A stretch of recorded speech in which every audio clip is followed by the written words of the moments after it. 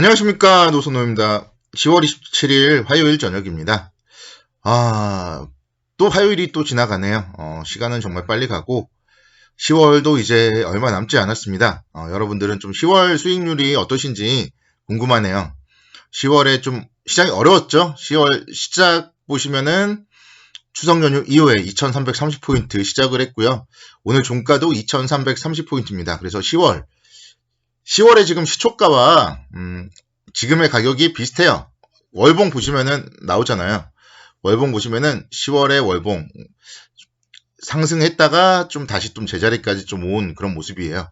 과연 이 가운데서 여러분들이 좀 수익률 관리를 잘하셨으면 하는 그런 했으면 좋겠다. 좀 그런 기대감을 가져보겠고요. 그래서 지금은 보면 요즘에는 좀 양극화되어 있는 것 같아요. 주식시장에서 좀 변동성이 심하다 보니까 수익을 많이 내시는 분들은 수익을 많이 내시고 또 계속 반대로만 타시는 분들은 손실이 또 커지고 특히 이제 오늘을 제외하고 코스닥 시장이 좀 낙폭이 컸기 때문에 코스닥 쪽 개별주 좋아하시는 분들이 좀 손실이 크고 좀 안타까우신 분들이 좀 많은 그런 10월인데 우리 모두 심기일전에서 남은 10월 동안에 좀 유종의미를 거둘 수 있었으면 좋겠다. 그렇게 말씀을 드리도록 하겠습니다. 오늘 아침에도 여러분들 아마 많이 놀라셨을 거예요. 미국 시장이 엄청나게 급락을 했더라고요. 코로나19 재확산 우려 그리고 추가 부양책에 대해서 불확실성이 좀 시장의 발목을 잡았어요.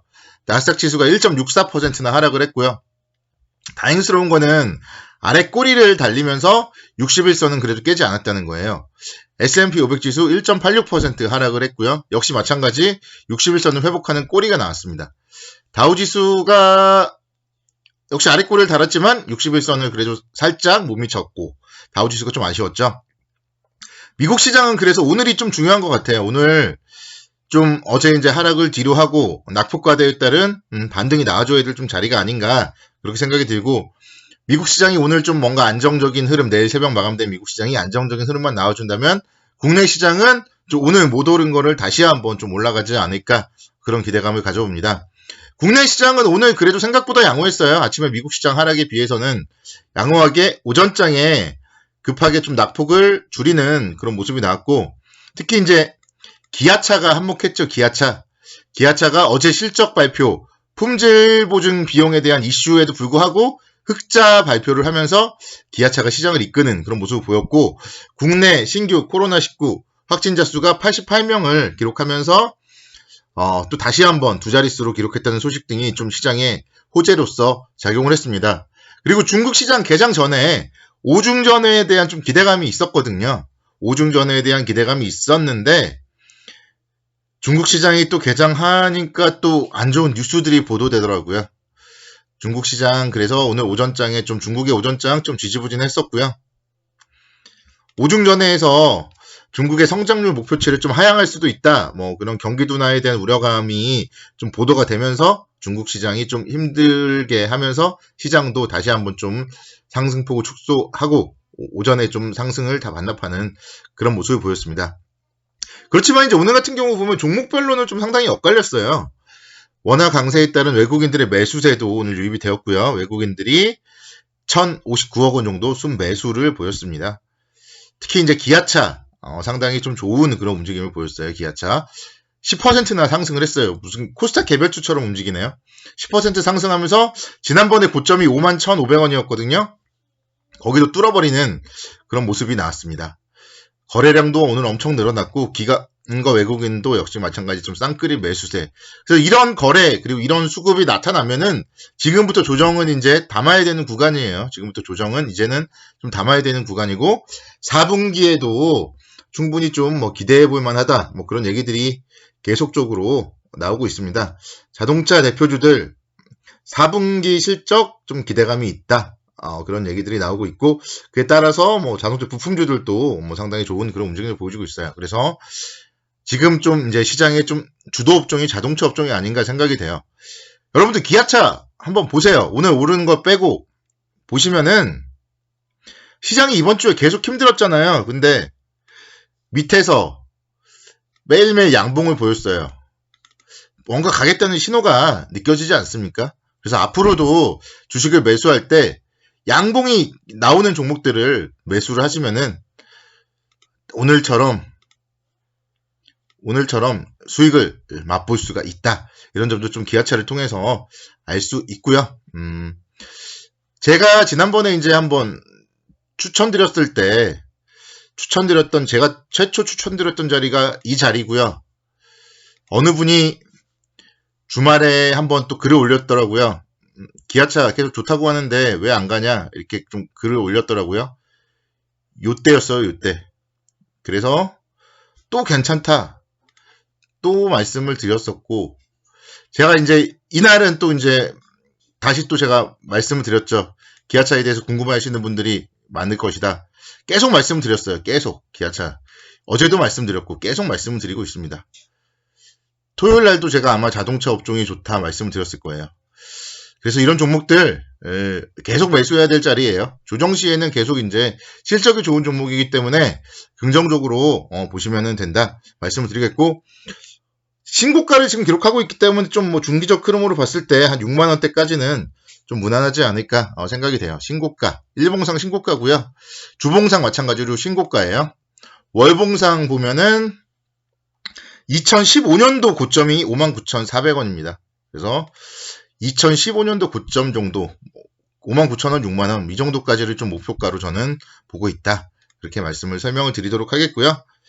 자, 삼성전기도 오늘 좋았어요. 1%대 상승.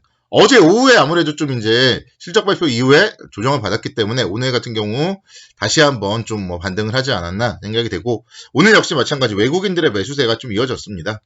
그래서 이런 종목들 계속 시세를 나지 않아요. 좀 뭐 지루하다고까지도 좀 표현을 드리고 싶은데 14만원대에서 앞뒤로 등락을 하고 있는데 이평선이 이제 거의 다 모이고 있고요.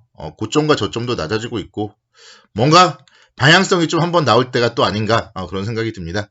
이런 종목들 실적 호전주니까 한번 좀 기대를 해봐도 되지 않을까 생각이 되고요. 그러니까 13만원대에서는 계속 잡아야 된다고 제가 계속 말씀드렸던 종목이잖아요. 오늘 같은 경우에도 13만 8,500원까지 밀렸었고, 4분기에도 실적이 좋은 종목이기 때문에 계속적으로 관심 있게 좀 지켜봐야 되지 않을까 생각이 듭니다. 자, LG전자도 한번 오랜만에 볼게요. LG전자는 제가 이제 10월 8일 날 매도하자 그렇게 말씀을 드렸었는데요. 10월 8일 날 매도하자 그렇게 말씀드렸는데 2주, 3주 이제 지나가고 있죠. 그러면 이제 좀 슬슬 봐야 되지 않나 생각이 돼요. 그동안도 계속적으로 외국인들의 수급이 들어오고 있고요.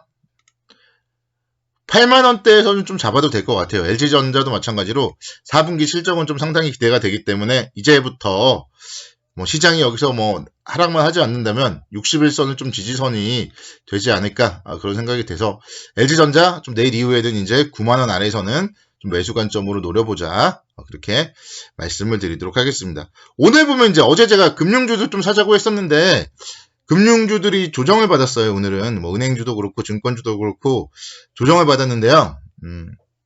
금감원장이 오늘은 또 그런 얘기를 했어요.